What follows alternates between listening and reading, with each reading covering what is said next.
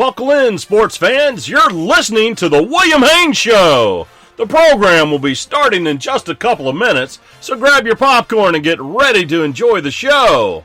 While you're waiting, make sure you're following us on social media at WHBC Stream and staying tuned to WHBCStream.com. We're so glad to have you today on the program, and we'd love to hear from you.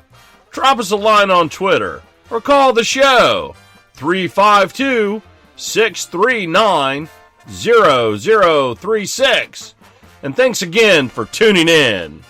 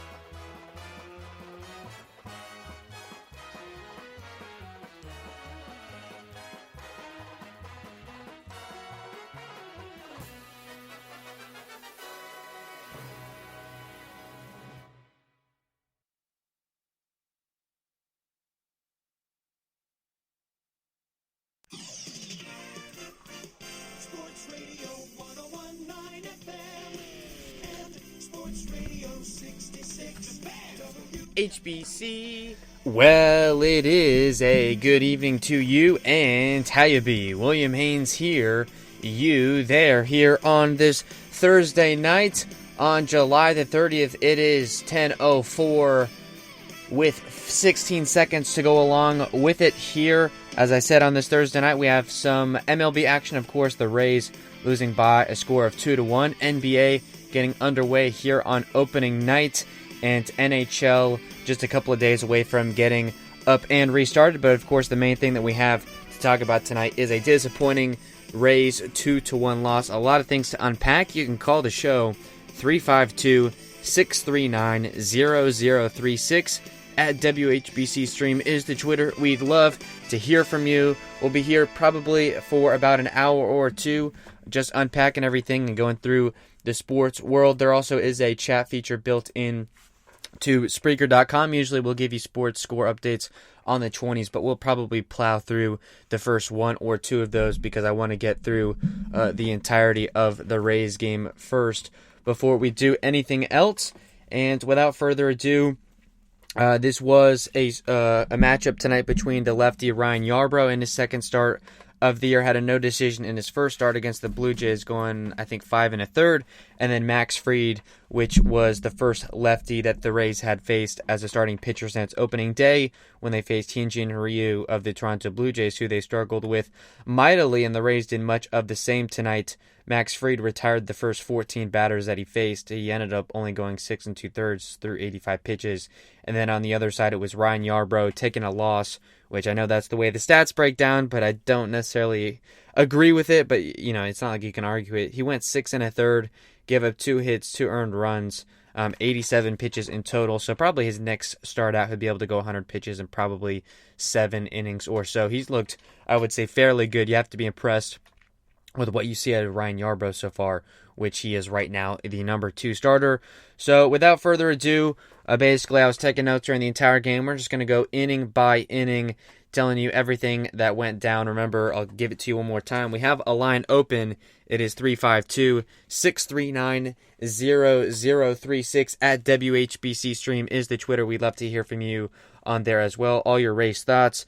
So I guess I'll get started off with the lineup first. It was Yandy Diaz, who we expected to lead off, a righty against the lefty starter, and then it was Jose Martinez batting second, Brandon Lau third, it was Renfroe batting cleanup, then Adames, Brasso at first, Joey Wendell, And then the lineup was finished out by Margot and Zunino. So in the first inning, it was Yandy Diaz leading off with a strikeout, looking on a curveball. Yandy Diaz, a guy who has taken a lot of pitches, has struck out looking a couple of times, did work a walk tonight. He finished out 0 for 3. He's now batting just 111 on the year, but a 385 on-base percentage due to a lot of those walks. And then it was Jose Martinez, who going into this game in his career, I believe, was batting 331 against lefty, so that explains why he's in the lineup at DH and batting second.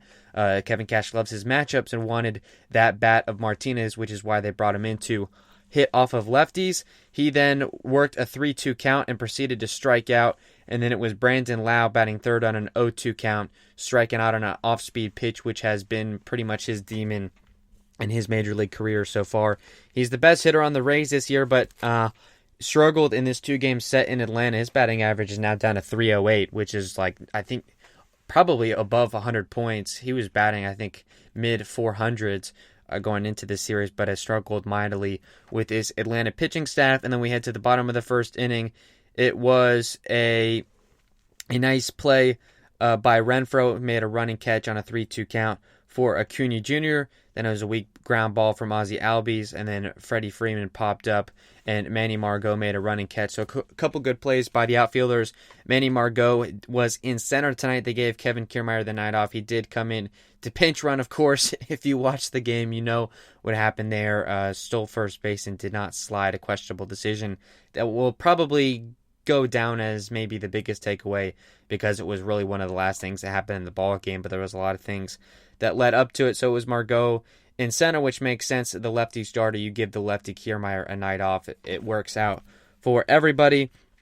We then head to the top of the second inning. It was Renfroe who grounded out. Could have been a hit, I feel like, if he had run it out fully. That also happened later in the game, we'll point it out. It was Adames grounding out and Mike Brasso striking out, so Max Fried at that point had retired the first 6 that he faced, including striking out the side in the first. And then we go to the bottom of the second. It was Azuna hitting a leadoff single, and then Adam Duvall got hit by a pitch. So then it was 2 on with no outs, man on first and second. It was an RBI single by Dansby Swanson to put runners on the corners, and then Austin Riley hits a sacrifice fly to at that point make it 2-0 Braves. And as you know, the final score was 2-1. That ended up making the difference.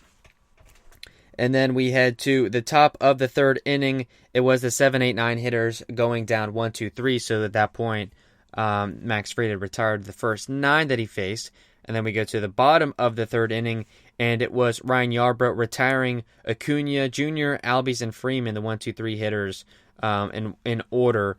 It was actually impressive. The top of the lineup, Acuna went 0 for 4, Ozzie Albies went 0 for 3, and Freddie Freeman went 0 for 4, especially Freeman after having the good night last night, going 4 for 5. So really a good takeaway for Ryan Yarbrough. I think the starting rotation is going to look pretty good once everyone is fully stretched out.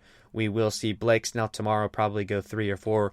We'll talk about that. We'll close the show with tomorrow's game preview against the Orioles. Will be in Camden Yards tomorrow. Now, the game going on right now against the Yankees is in a rain delay in the 6th. The Yankees are up by a score of 5-4, so I'm not sure what they're going to do there. We'll keep you updated on that and some other games on the West Coast in action, and also some NBA action, Lakers and Clippers. Lakers up 10 points in the second, but we go back to the game.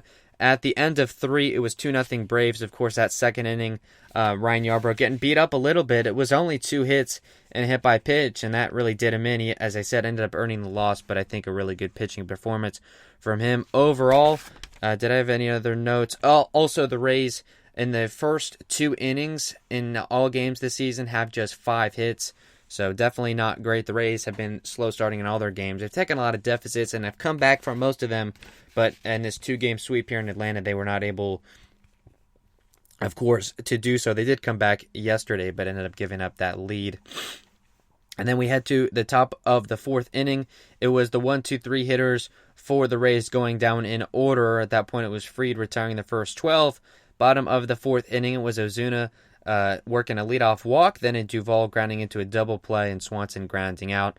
And then that brings us to the top of the 5th. It was Brasso hitting a 2-out single. That was the first hit of the Rays to that point. As I said, Fried, he retired the first 14 batters he faced, finished 6 2/3, got the win tonight. And then Brasso, before another pitch was thrown, was immediately picked off at first base to end the inning. So that pretty much told you everything you needed to know about how this game was going to go. And then in the bottom of the fifth, it was Ryan Yarbrough working another 1-2-3 inning. That explains how he's able to go so deep.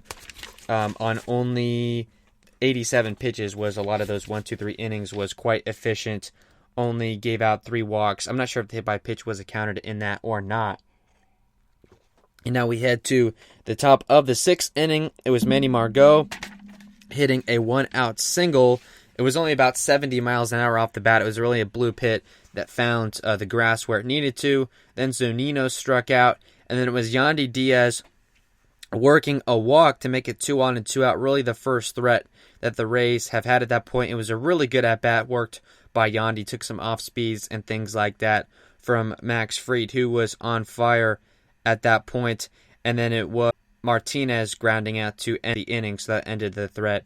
Martinez, a guy that went 0 for 4 tonight, but did have a good hit off the bat that was caught by Adam Duvall in the 9th. We'll talk about that a little bit later when we get to it. Bottom of the 6th inning, it was Ozzie Albies working a 1-out walk, and then it was a pass ball for Zunino, so Albies moves up to second. All of a sudden, they have a runner in scoring position with only 1 out. And then on a 2-0 count, they end up intentionally walking Ozuna, who did work 3 walks in total and then was 1-1 at the plate. And then it was a ground out from Adam Duvall to end the inning, so the Rays get out of that threat. So as I said, at the end of 6, it was 2-0 Braves. Both Fried and Ryan Yarbrough had gone at 6 innings pitched to that point, and both would be removed just a little bit later. Now in the late stages of the game, top of the 7th inning, it was Brandon Lau flying out. Then Renfroe grounded out another one that I think he could have legged out for a single, but did not run full on down the line. And then with 2 outs, it was a Willy Adames double. And then at that point, the Atlanta Braves removed Max Fried. I'll give you his line one more time. And a win, went 6 2/3, an earned run on 3 hits, 7 strikeouts, gave out 1 walk. And they put Luke Jackson in, the right-handed hitter. And then at that point, it was the righty Brasso due up. And this was a pivotal moment in the game. Kevin Cash inserts G-Man Choi as a pitch hitter. Cash said G-Man Choi was available to pinch hit yesterday, but he did not end up appearing in the game. If you're not aware, Choi was listed as day-to-day with a shoulder injury, was removed from the game a couple of nights ago. He made a couple of errors at first base and some shoulder pain, I believe, was what it was listed as. And going into this game, Cash said Choi was ready to go, but gave Brasso the start at first base, which makes sense because he's the righty, so maybe kind of sneak in another off day for Choi. But Choi does end up coming to pinch hit, and the first pitch that he sees from Luke Jackson, the righty, is an RBI single, which scores Willy Adames from second. So at that point, it is 2-1 Braves. The Rays just have 1 run left to tie it, so it's runner at first with 2 outs. Wendell comes up and pops out to end the inning, but it's okay because the Rays put up a run. Bottom of the 7th inning, it was Swanson striking out. Camargo gets hit by a pitch. And Ryan Yarbrough hit 2 batters by pitch tonight, and it was at that point that Kevin Cash put in Jalen Beeks, who would finish off the game. He pitched an inning and 2/3, gave up only a hit, walked 2 batters, struck out 2, and of course no earned runs, threw the ball 30 times. And at that point, with 1 out, it was only the 8 and 9 hitters left that he would have to face. So you think just an easy spot for Beeks. Get out of the inning. He does strike out the 8 hitter Austin Riley, but then the 9-hole Trey Flowers works a walk. So all of a sudden you have to see Ronald Acuna with a couple of men on, and he gets Acuna to fly out, I believe, on the first pitch. So now we head to the top of the 8th inning. It was Margot up first. He tried to bunt on the first pitch that he saw, but it went foul, and of course at that point he gave it away, so he had to bat for real. Worked a 3-2 count. I thought a really good at bat. Took a lot of really good sliders from Luke Jackson, and on a full count ends up popping out, so unfortunate there. And then they pinch hit for Mike Zunino, inserting the lefty Yoshi Tsutsugo, so another lefty pinch hitting to face the righty Luke Jackson. Yoshi proceeds to work a full count, and at 3-2 he strikes out. So then you got 2 outs when you really could have had a couple of walks, because both Margot and Yoshi swung at pitches that would have been ball 4 So instead of a couple of men on and nobody out, it is 2 outs and bases empty. And then at that point, the Braves inserted Shane Green in relief of Luke Jackson to face the righty Yandy Diaz, so a righty-on-righty matchup. And that was the only batter that Shane Green would face that game. And then Yandy Diaz grounded out with the bases empty to end the inning. And then bottom of the 8th inning, it was Ozzie Albies grounding out. It was a really tough play. Yandy Diaz, who's not known for his ability defensively, who was at third base tonight, from his knees threw a short hopper to Ji-Man Choi, who did his signature split. I believe that's one of the first we've seen him do this season. So I forgot to mention, of course, pinch hitting for Brasso. Makes sense to put Ji-Man Choi at first base, and that's what they do. So it looks like the shoulder's fine. Maybe he was in pain, but, I mean, it was a nice play. It was Yandy Diaz and Ji-Man Choi good defensively to put out Albies, who went running full speed down the line. So they get him, and then it was Freddie Freeman to fly out, and then Ozuna worked a walk. And then it was Adam Duvall.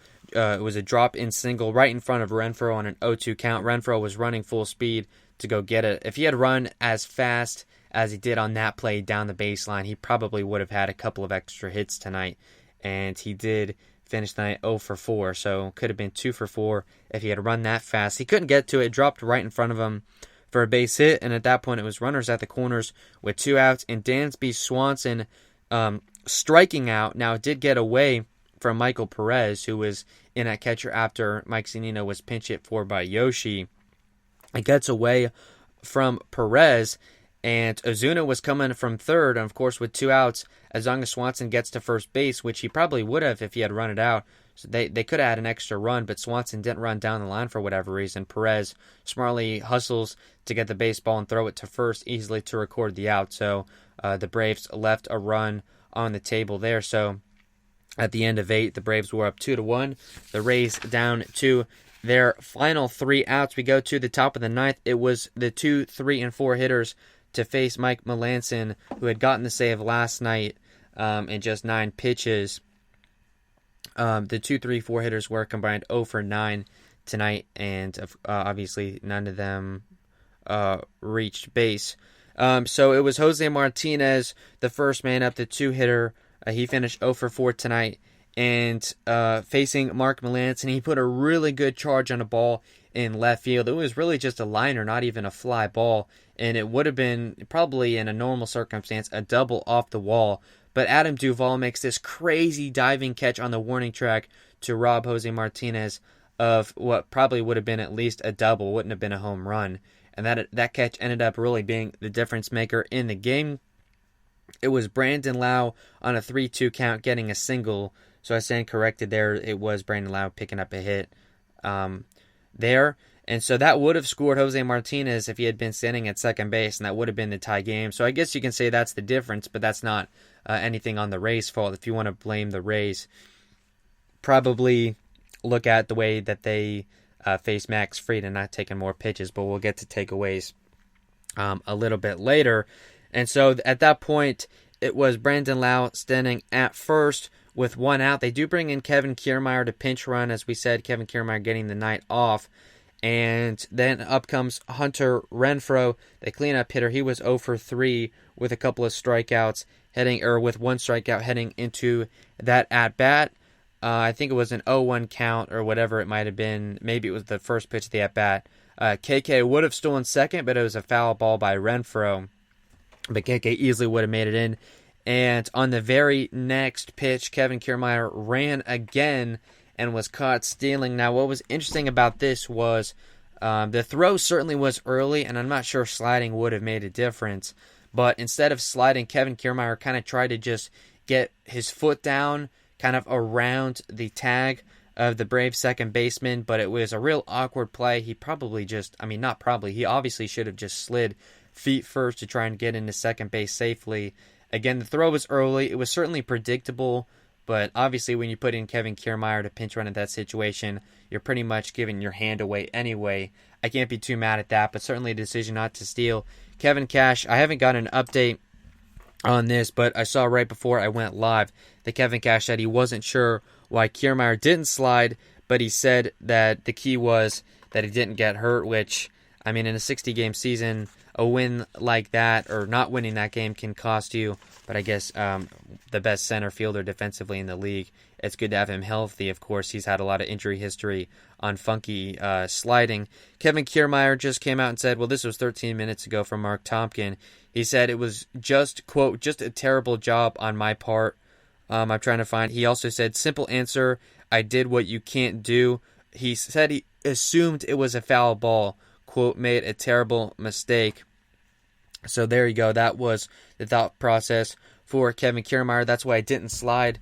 So really that boils down to a low effort play. He thought it was a foul ball, so didn't want to slide it out, which he did on the previous foul ball, which there's so many questions. Again, if you want to call the show, we have a line open at 352-639-0036 at WHBC Stream is the Twitter as well. So after Kevin Kiermaier gets thrown out trying to steal, it was then no men on with 2 outs, an 0-2 count to Renfroe, or I don't think it was an 0-2. It worked a pretty decent at bat, but ends up striking out against Mark Melancon, who picks up his second save in as many days against the Rays. So in Atlanta, the Braves get a sweep, get revenge for the sweep the other way around in Tropicana Field. So if you want to look at it as a 4-game series, which I guess you could, it's technically not.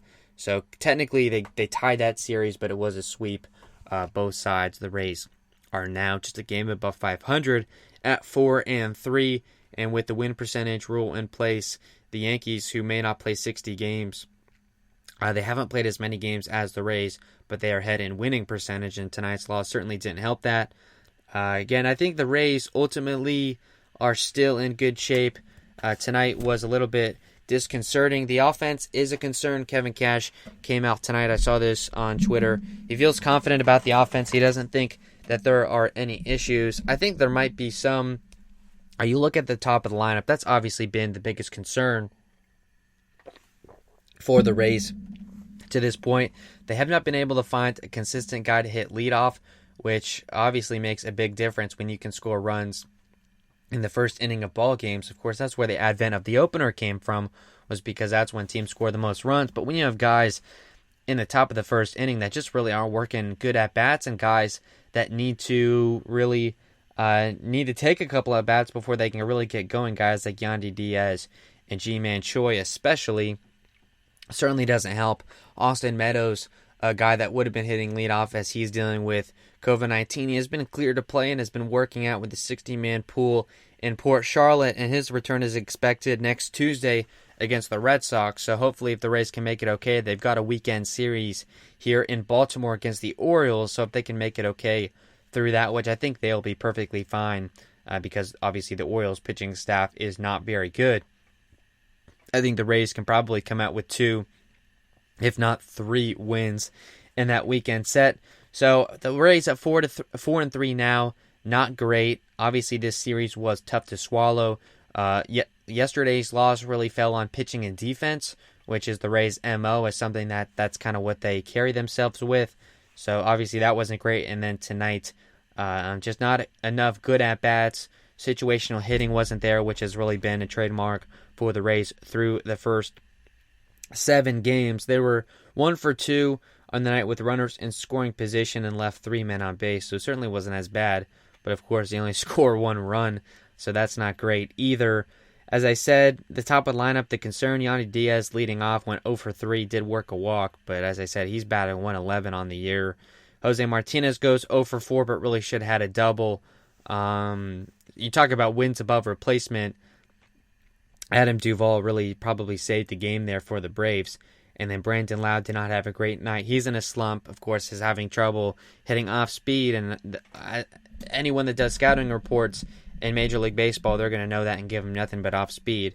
So Brandon Lowe has been struggling the past handful of games. Hunter Renfroe, who hit cleanup. You can't have your cleanup hitter go 0 for 4 with 2 strikeouts. That doesn't work. As we look further down the line, solutions, I like Willie Damas. His bat has been good as of late. He's now batting .333 with a .455 on base percentage. Again, if you guys have any thoughts on Rays lineup, whatever, a line open at 639-0036. What we're going to do is take a little bit of a break, but we'll get you a 2020 sports update about 6 minutes late, and then we'll come back and talk some news and some Major League Baseball and all of that. Remember, at WHBC Stream is the Twitter as well. You can tweet us there, and we're going to head to the update. HBC. A handful of games that have already gone final. The Cubs-Reds game today was canceled or postponed because of rain. They're going to make that one up later. The first game that went final, it was the Royals 5-3 over the Tigers. The Indians 2-0 over the Twins. Shane Bieber picking up another win. The Nationals with a 6-4 win over the Blue Jays. Top of the ninth, current MLB action. The Red Sox up 3-2 on the Mets. And a rain delay in the sixth. That's the Yankees up on the Orioles 5-4. Bottom second, Dodgers 4, Diamondbacks nothing. In the third, it is the Mariners up 3-0 on the Angels. Also in the third, it is the Padres 1-0 on the Giants. The Giants had a walk-off win, a homer from Yastrzemski last night. That's all we've got. We're going to take a quick break, and we'll be right back with you. Hey, sports fans. William's currently in the can, but he'll be right back. We're currently on a commercial break, so don't touch that dial. Remember, you can call us at 352-639-0036 or drop us a line on Twitter at WHBC Stream to tell us what's on your mind. We want to talk sports. We want to get unruly. We want you to tell us what you think so we can argue. Anyway, when all that's said and done, please stay tuned for William's world-famous Around the XFL podcast and other projects that he's currently got in the works. Please visit WHBCstream.com, and thanks again for listening in.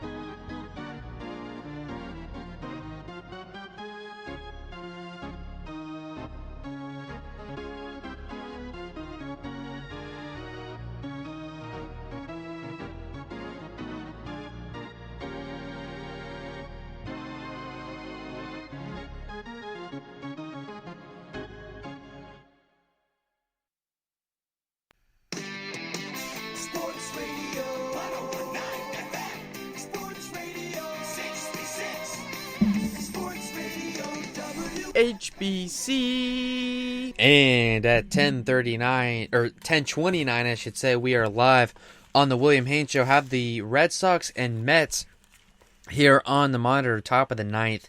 It is the Red Sox up by a score of 3-2, so we'll see in the bottom of the ninth if the Mets can come back down a run. They did leave bases empty, I think, with either no outs or one out on the table. They could have come back easily to win, but a bad at-bat worked by Robinson Cano cost the Mets a win last night. We've been talking some Mets baseball the last couple of nights, a team we follow a little bit closely. We'll talk some more Rays, some more MLB games that are going on right now, and then I have a sheet of news stuff that I wanted to go down. But if you have any Rays thoughts, any sports thoughts, whatever you want to say, whatever you want to get off your chest, we have a line open. You can call the show at 352-639-0036. At WHBC Stream is the Twitter. Definitely give that a follow if you're interested in getting the link. It automatically goes out on that account when we go live, which is usually on weeknights following the Rays game whenever it takes place at the top of the hour. So, for example, tonight the game ended at about 9:40, or I think it was 9:50, and we went live right at 10 p.m. We'll probably go another hour or so, give or take. Got some callers in here and some stuff. But right now, I did want to go over some news. There was some stuff MLB scheduling-wise that came out today. The Phillies canceled their weekend series versus the Toronto Blue Jays. Now, on opening weekend, they did play the Miami Marlins, who now have their COVID toll up to 18, including staff and players. The Phillies have not had any players test positive following that series. But coming out today, they did have their first positive test. They had two staff members. Again, no players. There was a coach and a home clubhouse staff member that tested positive. So the Phillies are going to be extra precautious in this, and it looks like the Red Sox now have runners at the corners with no outs, so they may be able to put this one away against Edwin Diaz. The Phillies are being extra cautious. I'm not sure who this is coming from. It could be the Phillies organization, but I know the Philadelphia city government has been conservative as far as fans. They've come out and said for the rest of the 2020 calendar year, no no fans at sporting events. That goes for the Philadelphia Eagles as well. So unclear on where that ruling came down from, but that weekend series is going to be, it looks like, postponed or potentially canceled. As far as making up games, I'm going to just head to this now. Both the MLB and the Major League Baseball Players Association approved a 7-inning doubleheader plan. So basically, whenever they're going to have to make up games with a doubleheader, whether it's a rain out, or especially now with a bunch of cancellations from these games, like the Marlins are going to have about a week's worth of games to catch up. Instead of just a traditional 9-inning doubleheader, they're both going to be 7 innings, which they do in the minor league. So these players are pretty familiar with it already. I know pitchers aren't super happy about that. Zach Britton is a guy who's spoken out against it. Joe Madden, former manager of the Rays, now manager of a struggling LA Angels team, has spoken out against it. But the MLB and the MLBPA did get that worked out. And also, for MLB scheduling news, the Phillies-Yankees series that was supposed to take place earlier this week. Now, I believe it was Monday, Tuesday, the Phillies and Yankees were supposed to play in Philadelphia. And, of course, the Phillies taking a little bit of a break, trying to see if they would get any positive tests rolling in. Those two in Philly and those two in Yankee Stadium Monday through Thursday of this week were canceled, and yesterday and today the Yankees ended up playing with the Orioles, who were already off because their games with the Marlins were postponed, as the Marlins have all their games canceled through Sunday.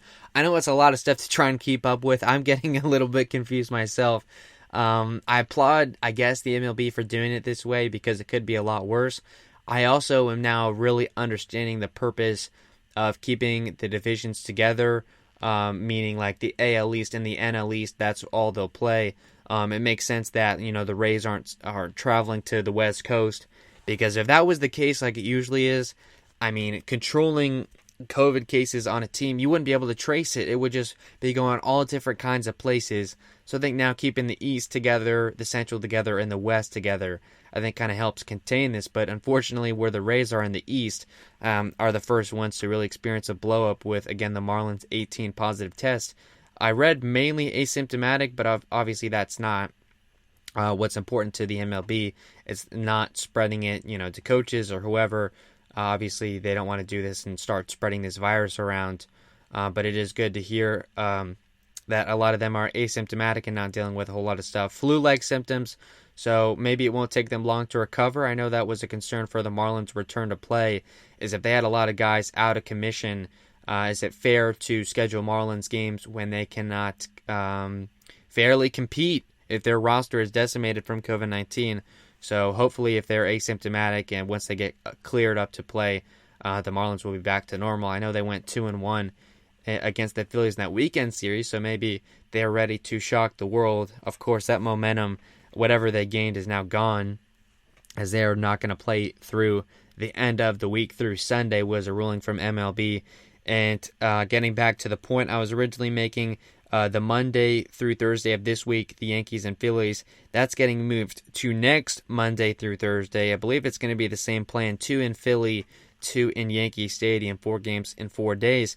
Now, how that impacts the Rays is the Rays and Yankees were supposed to play on Thursday. So if the Yankees are in Yankee Stadium instead of in Tropicana Field, that creates some scheduling issues.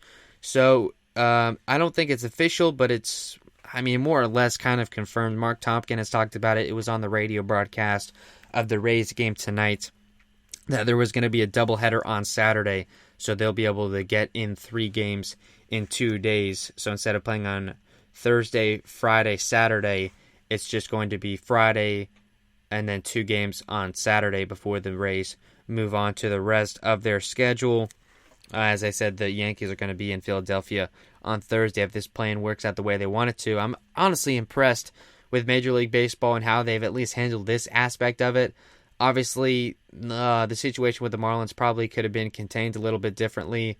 They didn't step in when the Marlins had, I guess they had like positive tests on Sunday, but they played the game anyway. The whole thing is a little bit confusing. We don't know all the facts, but it was the Marlins themselves deciding that they were going to play that game.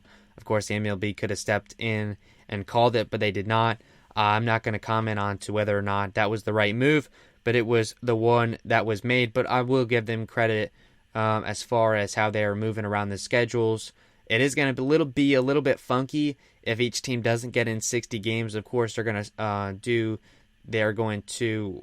I can't find the word whenever I need it. Basically, how they're going to see the divisions, how the teams are going to place, are going to be based on win percentage if each team does not play an equal amount of games, and also coming out today and getting a deal done. Obviously, whenever the MLB and the MLBPA get together on anything, it usually is not easy for those two sides to agree. So the fact that they got this knocked out is a little bit impressive. The 7-inning doubleheaders, so that'll help make games up as well.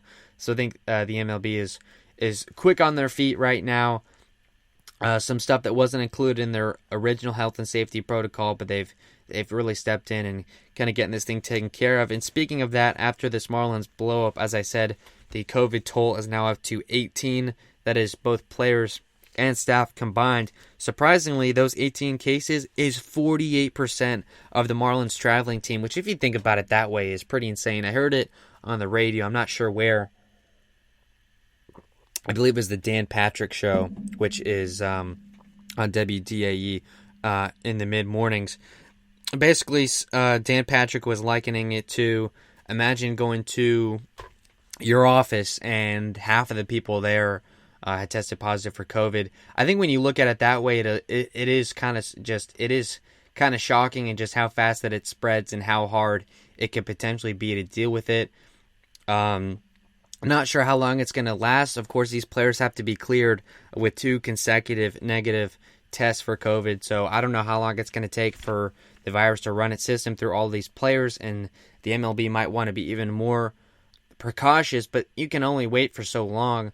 It's not like the Marlins are only going to be able to play 20 games. I understand the winning percentage, but if teams are playing 60 games and they only play, say, 20 or 30 because they had to take a couple of weeks off or even more than that, even like closer to 3 weeks, I don't honestly believe that they could consider them in playoff seeding, but that's a bridge that the MLB is going to have to cross when they get to it. We're about on to another 2020 sports break right about 10:40. We've got some more news to go down, and then we'll also talk tonight's MLB action. Of course, we already went over the Rays' 2-1 loss at the hands of the Atlanta Braves. They will be in Baltimore tomorrow. We'll give you the preview to that game right before the show wraps. Just wanted to give you the phone number one more time. We do have a line open. The perfect time to call would be during the break. The number is 352-639-0036. At WHBC Stream is the Twitter. You can tweet us your thoughts there. Make sure to follow that. And the chat, there is a feature there on the stream on Spreaker.com. And without further ado, here is another 2020 Sports Update. HBC. Just a handful of games left in action. Still in the top of the ninth, it is the Red Sox 3-2 over the Mets. With only one out, they've got the bases loaded. Still in a rain delay in the 6th inning. It is the Yankees up 5-4 and the Orioles. Not sure when they're going to call that one. It does not look like the rain is going to stop there anytime soon. And the 3rd inning, it is the Dodgers up 4-0 over the Diamondbacks. Also in the 4th, it is the Mariners 3-0 over the Angels. And also in the 3rd inning, it is the Padres 1-0 over the Giants. Also some NBA action as well. The first couple of games, one has already gone final. It was the Utah Jazz 106-104 over the Pelicans. And currently in the second quarter, just under 30 seconds left to go, it is the Lakers up on the Clippers by a score of 54-52. We're going to take a short break. Hey, sports fans! William's currently in the can, but he'll be right back. We're currently on a commercial break, so don't touch that dial. Remember, you can call us at 352 639-0036 or drop us a line on Twitter at WHBC Stream to tell us what's on your mind. We want to talk sports. We want to get unruly. We want you to tell us what you think so we can argue. Anyway, when all that's said and done, please stay tuned for Williams' world-famous Around the XFL podcast and other projects that he's currently got in the works. Please visit WHBCstream.com, and thanks again for listening in.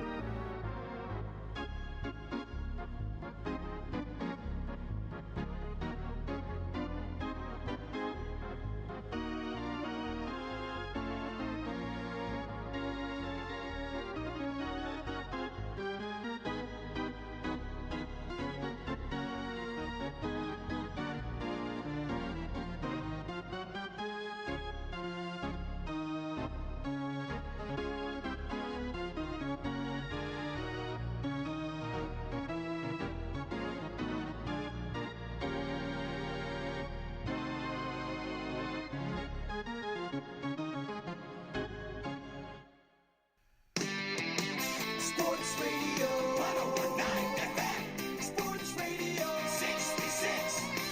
Sports Radio HBC. And at 10:43, we are back on the William Haynes Show. Things are getting out of control here in Citi Field. Edwin Diaz. What is it already with the Yandy? Edwin Diaz recording just one out in 35 pitches. Just hit Kevin Pillar with a pitch with the bases loaded. So that now makes it 4-2 Red Sox. So again, Yandy Diaz is not off to a good start once again. He got the save for the Mets on opening day, and you think maybe things are going to turn around. And then, of course, blows the save the very next day and has not looked good since then. His ERA is at 7.71 on the year. I know it's early, but only recording one out in this spot when the Red Sox were already up is just disappointing if you're a Mets fan, or even if you're not a Mets fan. I watch a lot of their games when the Rays aren't on, and it's just hard to watch whether you're a Mets diehard or not. That this is what they have to go through. They got about 5 innings out of Steven Matz, and maybe they'll still have a chance in the bottom of the ninth, but they're now down 2 instead of just 1. Something that the Rays could have potentially dealt with tonight. I guess I'll talk about that now. We do have some more news, a little bit of college football news, some Florida State stuff as we talk about that. Some Buccaneers news. They did sign LaShawn McCoy. We'll talk about that. And so a little bit other news as well. Remember, I'll give it to you one more time. The phone number, a line open at 352-639-0036. At WHBC Stream is the Twitter. Like I said, Ryan Yarbrough, they got 6 1/3 out of him tonight, and then they put in Jalen Beeks with 1 out to face the 8-9 hitters, and I figured that would have been it. But they actually go with him in the bottom of the 8th inning as well, which to me, I didn't love that move. It was facing the 2, 3, and 4 hitters, Albies, Freddie Freeman, and Marcell Ozuna. Now, Jalen Beeks did not end up allowing any runs, but he did put some men on base in the 8th, if I'm not mistaken. I'm going to check my notes really quick. He walked Ozuna and an Adam Duvall single, so he did put a couple of men on base. So I didn't love that move. I said it last night, and I'm going to be a man of my word here. I said last night, if Diego Castillo did not play tonight, I was going to start asking some questions. And that's exactly what I'm going to do here. Diego Castillo has only appeared in 1 game this season. I'm going to find it to make sure which day it was. I think it was in the Blue Jays series somewhere. I know he was on the paternity list. Also, as Mike Trout has just gone on there for an Angels team that is already struggling, but that's for another time. So Diego Castillo, 1 appearance, 10 pitches, 8 of them were for strikes. I mean, it looked perfectly fine. He looked healthy. His fastball was good, all of that. So it came on Monday, the 27th. That was in the 14-5 win over the Braves. An inning pitch, 2 strikeouts. Yeah, like I said. Let's see. I'm seeing an article here that he was sent to the IL. That is on June 23rd. Which, let's see. Oh, that was in 2019, so I just got duped for an article that's like a year old. Pardon me on that, certainly. So what's going on with Castillo? Obviously, even ESPN doesn't know what the deal is. I'm not sure if they asked Kevin Cash. I'll look into that. I thought certainly tonight in a one-run game would have been a good place to use him, but they do go with Jalen Beeks, who I thought was supposed to be a stretch reliever, him and Trevor Richards. I mean, I can't really complain because Jalen Beeks didn't give up any runs, and you save the rest of the bullpen and getting some other guys some nights off. So theoretically, going with Ryan Yarbrough and just Jalen Beeks, who's a bulk guy, you pretty much have almost your entire bullpen open tomorrow. I don't think Jose Alvarado is going to pitch. He pitched, I think, over 30 times last night. But the rest of the guys, Chaz Rowe, who I think is coming off a back-to-back, he might be available. Kittredge and Drake pitched last night, so I don't know about them. Neither of them were very effective. But you have guys like Ryan Thompson, who has had a couple of days off now. I'm trying to think some other guys. Peter Fairbanks, whose fastball has looked very good to start off this year. Aaron Loop looked okay last night, so they have some guys. I mean, the bullpen is full, chock full. Hopefully they can be effective. I know that the Rays are going to be able to score runs tomorrow off of Orioles pitching. It is former Tampa Bay Ray Alex Cobb on the mound for the Orioles, and we'll talk about that right before we wrap the show. I'm not sure how much longer I'm going to go. I don't think I'm going to make it all the way through the 11 o'clock hour. Probably call it quits at around 11:30 or so. You can call the show at 352-639-0036 at WHBC Stream is the Twitter. I'm going to get back to my news sheet here after we talked some MLB. There is some college football news.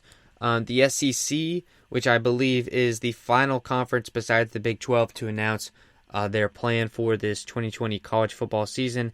They have announced a 10-game conference-only schedule, and we'll tell you the importance here in a second. The season begins on September the 26th, which is about 3 weeks, maybe a full month before it would have started.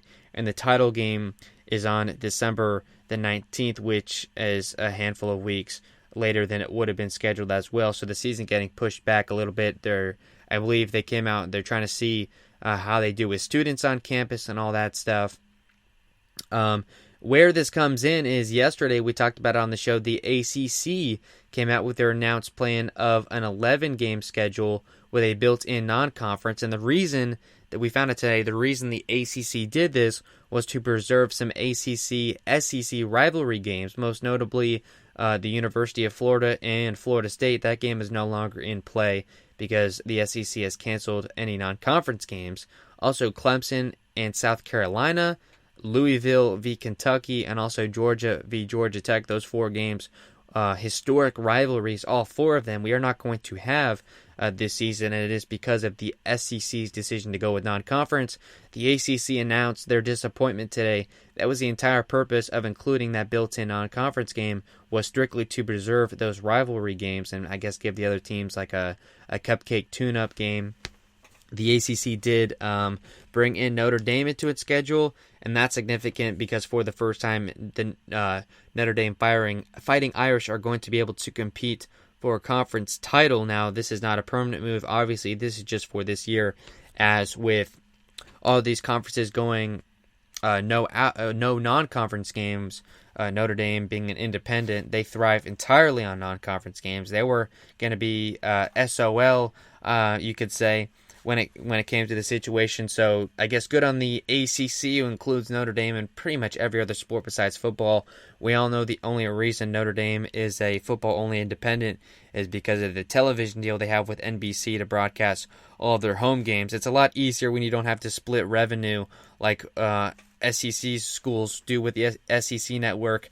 Pretty sure NBC Notre Dame games get more viewership, and Notre Dame gets to take home the entire pie instead of splitting it between 10 teams or so. So if you weren't aware, that's why Notre Dame is still a football-only independent. They have moved to the ACC and other sports, notably baseball and basketball and all that stuff. But they will now be, for all intents and purposes, a football member this year. It's not going to affect television or anything like that. They will play Florida State in South Bend, so that impacts the Seminoles. We talked about how Florida State's schedule will shape up last night. But now with the SEC coming out and doing what they did, a 10-game conference-only schedule, that takes the Florida State game out of play, which is certainly disappointing. I was going to be a student there this fall. I've been going to that game ever since I can remember. I was supposed to be able to go to that game. So it's disappointing that contest is no longer going to be played. I think the first time since the 50s that game is not going to be played in a given calendar year. So certainly disappointing, all of it. And now I believe it's just up to the Big 12 to announce what they're going to do. But they pretty much have it built in. 10 teams in that conference. They all play each other anyway. It's pretty easy just to announce a 9-game conference-only slate. I guess the only thing is whether they build in a non-conference. Now I could say the only other conferences, so just to give you an update, the Pac-12, the Big Ten, and now the SEC have all announced non-conference.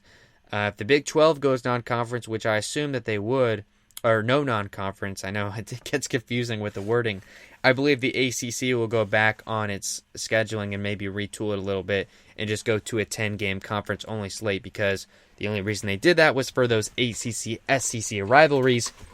And if those are no longer in play, there's no reason to schedule like Ball State or Georgia State, Jacksonville State, Florida Atlantic, whatever. It doesn't make sense to really play those games just for the sake of doing it. Obviously, the point of playing a college football season is just to kind of crown conference championships, I guess. The college football playoff is going to look a lot different. I read an article today. Obviously, the board, I think it's 12 people on the committee, or it might be 9, somewhere in there, that decide the 4 teams that get into the college football playoff. And they said today it makes sense. They rely on non-conference games to kind of gauge these top contenders. For example, Alabama was supposed to play USC. That would have been a good gauge for both of those teams. There was supposed to be, I think it was an Ohio State and Oregon contest. And then there was Washington, I think, was supposed to host a big school non-conference. I know they played Auburn a couple years ago. I'm not sure if that's what it was. But games like that, like Oklahoma and Houston was a good one a couple of years ago. Those games are big on deciding the college football playoff, and without that going conference only, it is kind of hard to gauge where teams are at if they're only playing teams in their conference that might not be very good. For example, Clemson may be a hard team to judge because they're only going to be playing ACC, and ACC for football, let's be honest, is not a great conference top to bottom. They're going to be playing, Duke, Georgia Tech, North Carolina. I'm not sure everyone who's on their schedule. They are traveling to Tallahassee this year. Hopefully Florida State can get the upset there. But it is going to change how the college football playoff works. If it is going to be held at all, I guess they're going to do everything in their power to get it in because of the TV deal with ESPN that's in place with the college football playoff. It was ESPN that really got that whole thing kickstarted, so of course they're going to try and push it. But it really makes more sense just to do a poll like they did in the old days, and maybe just a handful of bowl games for the conference championship winner, so that way you still get your non-conference head-to-heads instead of just arbitrarily ranking a top 4 playoff. You can get more teams, all the conference championship winners, if you do the New Year's 6 games or whatever. I mean, you can bellyache about it. College football is all about the money, especially in TV. So we're probably going to see a college football playoff and rankings that I guarantee some fan bases are not going to be happy with. And we have some NFL news as well. Just wanted to mention the Mets down to their final out. They have a man on, and Pete Alonso at the plate, who's the tying run against Brandon Workman, who struggled last night against the Mets. So we'll see if Pete Alonso can hit a tying 2-run homer. And if he records an out, the game is over. And the Mets, I believe, will drop back below 500. I think they were 3-3 going into this contest. Let me make sure. Yeah, they'll drop under 500 if they lose. And of course, I could be about 5 seconds away from that happening. So we'll keep our eye on it. I also wanted to mention the Yankees and Orioles game has now just resumed play after a lengthy rain delay. They're in the bottom of the 7th inning. The Yankees are up 5-4. The Yankees did put up 5 runs before recording an out in the first. The Orioles doing a good job of responding. The Orioles got absolutely blown out in Camden Yards last night. So hopefully the O's can eke out a win, especially late into the night before they'll have to play the Rays tomorrow at, I believe, 7:10. We got about 4 minutes until another 2020 sports update. we'll probably take that and then maybe just go another 20-30 minutes or so talking MLB scores today, because there are a lot of games to unpack. Maybe flip on the basketball game, and we'll cross that bridge when we get to it. The other news that I have it pertains to the Buccaneers, as this is mainly a Tampa Bay sports show. LaShawn McCoy has signed a 1-year deal. LaShawn McCoy, this will be his age 32 season. Last season for the Kansas City Chiefs, I believe he played on week 1. I think he had like 80 or so rushing yards. Last year, his stats on the ground: 101 carries, 465 yards. So that's right at about 4.6 yards a carry, which honestly isn't bad. I guess he's still got some explosiveness left in him at the wrong side of 30, but only 32. It's not outrageous like a Frank Gore or anything. 4 rushing touchdowns, and then in the receiving game, which is important, 28 catches, 181 yards, and a single receiving touchdown. He's a 6-time Pro Bowler and 2-time All-Pro, as previously played. Started his career with the Eagles, then got traded to the Bills, and of course last season signed as a free agent with the Kansas City Chiefs. Picked up a Super Bowl ring there, I presume. It was Damian Williams, the running back for the Chiefs, that probably should have gotten the MVP in that game, but that's a whole other story for another day. Obviously, it made sense for Patrick Mahomes to get it, and of course he signed about a $500 million extension a handful of months later. When I first saw this, I wasn't super excited about it, but then I'm looking at his stats, and he didn't do as bad as I thought he did. 4.6 yards a carry honestly isn't bad. The Rays do lose Peyton Barber. He did sign as a restricted free agent with the Washington football team, as they will now be called.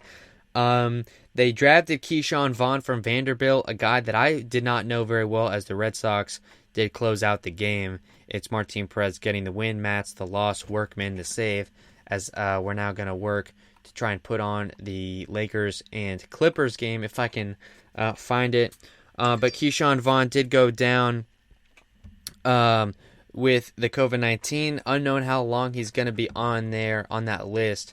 But obviously signing LaShawn McCoy today kind of shows where the Bucs are with that. They don't want to take any risks. They want to have a veteran in the building, as you know, Tom Brady and all those guys have been working out. So get Shady McCoy in the mix, as he is known. But Keyshawn Vaughn was a guy that was supposed to replace the weaknesses that the Bucs had. The main guy now would have been Ronald Jones. He is not good in pass catching or pass protection, and Keyshawn Vaughn was a guy that was supposed to help in both of those departments. Now, LaShawn McCoy, as far as I know, is not a guy that is known for his pass protection abilities, but obviously the pass catching, we just told you from that. So I think that's the purpose in signing him in. We know Tom Brady loves to throw the checkdowns to the running back, and I can totally imagine in my head, in those new Buccaneer uniforms, Tom Brady throwing 5-yard checkdowns to Shady McCoy about 10 times a game. I can just see it now. And then getting Ronald Jones some runs on first and second down, which I believe was going to be Rojo's primary role. So I think that works out. Whether Keyshawn Vaughn, obviously he's not going to be out with COVID forever, and I don't think as a rookie he would want to opt out. I'm not exactly sure. So maybe you mix Rojo and Keyshawn Vaughn on first and second down and have LaShawn McCoy as a third down back. I think that could work out. Only a 1-year deal. They didn't report the cap hit, but it obviously can't be too much. So for a 6-time Pro Bowler, a 2-time All-Pro, obviously Tom Brady signed off on this move. So, I mean, it makes sense. I kind of see logic as I talk through it. We're going to head into another 2020 sports break, probably the last of the show. We'll see. Remember, you can call the show. Got a line open. Call us with your sports thoughts at 352-639-0036. At WHBC Stream is a Twitter. We're going to give you an update and head to a short break. HBC. 2020 Sports. Handful of games left in action for Major League Baseball. The Red Sox and Mets just going final. The Red Sox with a 4-2 win. Now resuming play after a rain delay. At the end of 7, it is the Yankees 5, Orioles 4 in Camden Yards. The Orioles will play the Rays in Baltimore tomorrow. In the 4th, it is the Dodgers 4-1 over the Diamondbacks. In the fifth, it is the Mariners 3-0 over the struggling Angels. And also in the fourth, it is the Padres 3-0 over the Giants. In basketball scores, the first game after the restart is the Utah Jazz getting a 106-104 win over the Pelicans. And currently in action in the third quarter is the Clippers now with the lead by a score of 61-55. Here we are heading into the break. Hey, sports fans! William's currently in the can, but he'll be right back. We're currently on a commercial break, so don't touch that dial. Remember, you can call us at 352-639-0036 or drop us a line on Twitter at WHBC Stream to tell us what's on your mind. We want to talk sports. We want to get unruly. We want you to tell us what you think so we can argue. Anyway, when all that's said and done, please stay tuned for Williams' world-famous Around the XFL podcast and other projects that he's currently got in the works. Please visit WHBCstream.com, and thanks again for listening in.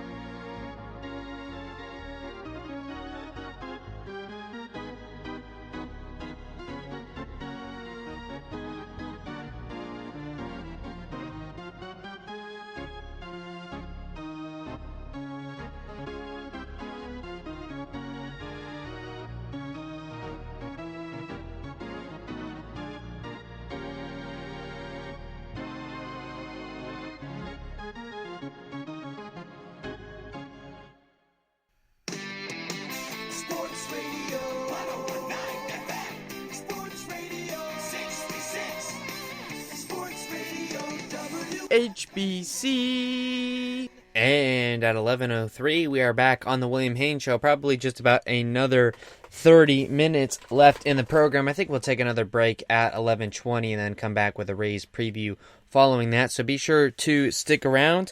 Some games currently in action. We've got the Lakers and Clippers game on right now in the mid-third quarter. So that game is sure to be an exciting finish. Remember, you can call the show at 352-639-0036 at WHBC Stream. Is the Twitter. We got through all the news. We talked the Rays 2-1 loss. I wanted to take a look at the Rays schedule here in the not so far future. They are now 4-3, second place in the American League East. They were looking really good at 4-1, and then of course they dropped two in a row in some really tough games against the Atlanta Braves. Of course, they have a 3-game set here coming up in Baltimore. It'll be Blake Snell and Alex Cobb going tomorrow. Glasnow v. LeBlanc. Glasnow, you know, is going to have a good outing. He certainly looked good in his first start, 9 strikeouts in just 4 innings. And then in the finale, unannounced for Baltimore, but for the Rays, of course, it'll be Yonny Chirinos, as we pretty much know. No opener for right now. They've got the 5 starters. And then after that, it's 2 against Boston, Tuesday and Wednesday at the Trop. Morton v. Evaldi, Yarbrough v. Martin Perez. You're catching the 2 best Red Sox starting pitchers, which isn't great, but I still like our chances against the Red Sox in the first matchup between those 2 teams this year. And then after that, it's a 4-game set, Thursday through Sunday against the Yankees. But of course, that Thursday game is going to end up getting dropped, and it's going to be a Saturday doubleheader. So most likely we're looking at Blake Snell v. J. Happ, Glasnow v. Jordan Montgomery, Chirinos v. Tanaka, and Morton v. Paxton.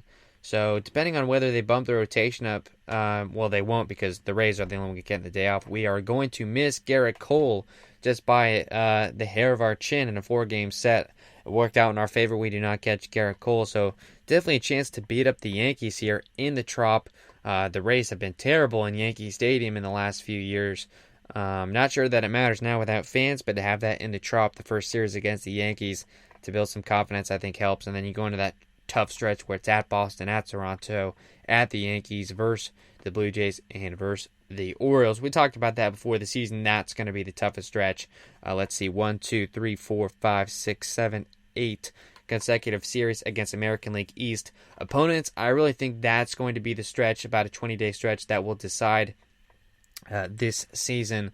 So as much as the Rays have been struggling lately, getting Austin Meadows back into the mix on Tuesday, or maybe even let's see, on Tuesday against the Red Sox. Hopefully that will be a good addition, and he will be back to his regular form. And Randy Arozarena maybe coming back soon and contributing. And as the starting rotation continues to go deeper into ball games, I think that will help alleviate a little pressure on the bullpen that has, at this point, I would say been okay. Not been getting contributions from guys like Jose Alvarado, who looks like he might be due for a bit of a rough year. Diego Castillo, of course, the Where's Waldo of the 2020 Tampa Bay Rays. Where is he? We know he's on the active roster. We know he can pitch. Unless they know something we don't, there's an injury or maybe even, I don't know, family issues, as he was just on the paternity list. I don't know what's going on. All I know is we've only seen him in one appearance, one clean inning of play.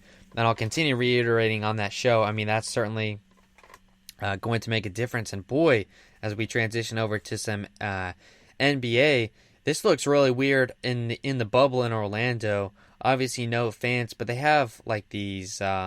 It's like a jumbotrons going all the way across the court.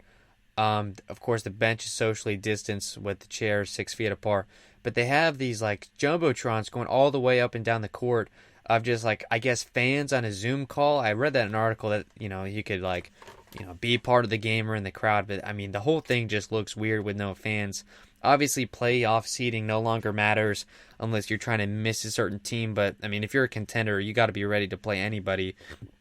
So I think the next couple of days, or not the next couple of days, but the next couple of weeks are going to be pretty irrelevant.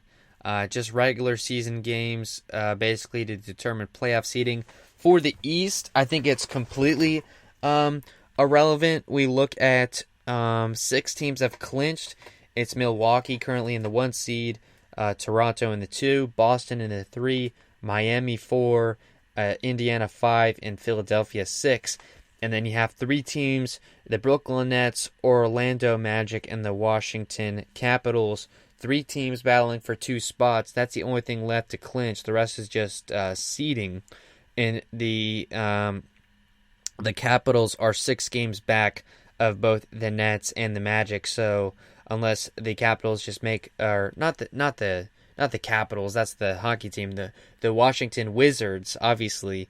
Unless the Wizards just go on some crazy run, they're going to be out of it. So at that point, it's just an 8-team race for 8 playoff spots. So it's really irrelevant in these next 2 weeks until the playoffs. It is a little bit different for the West. There's 6 teams that have locked it up. In the 1, it's the Lakers, 2, the Clippers, 3, the Nuggets, 4, the Jazz, 5, the Thunder, and 6, the Rockets. Those are the teams that have all clinched playoff spots. So of course it's all about seeding from here on out. And then it's 7 teams battling for 2 spots. It's the Dallas Mavericks and the Memphis Grizzlies right now, slotted in the 7-8 spots respectively. And from the outside looking in, it is the Portland Trailblazers right behind the Sacramento Kings, the New Orleans Pelicans, the the San Antonio Spurs, and the Phoenix Suns. I don't know why we've been without NBA basketball for so long. I'm rusty on some of the team names. What is it already from there? It looks like the Suns are pretty much out of it. So are the Spurs to an extent. So I think really the Pelicans are kind of out of it, but especially with the loss tonight. But you like where they are with Zion Williamson and Lonzo Ball, Brandon Ingram, and all those guys playing pretty good basketball before the season went offline. And then the Trailblazers and the Kings are kind of in the mix, but they're a handful of games back. So I think it's really 4, maybe 5 teams, if you're generous, to the Pelicans battling for 2 spots. So I'll bring it up occasionally on the show, but it's not something I'm going to spend a lot of time talking about. We also have hockey. I'm going to tease that right now. I'm going to do a hockey segment tomorrow, following tomorrow's Rays game. If that game against the Orioles is getting, tomorrow's game is getting a 7:35 start, so we'll probably be on at 11 or so, depending on how long that game goes. We'll talk that game, of course. We'll talk MLB baseball, and then after that, I'll kind of preview not the whole postseason for the NHL, but those best of 5 series. I got to get read up on some of the stuff. The format is a little bit crazy.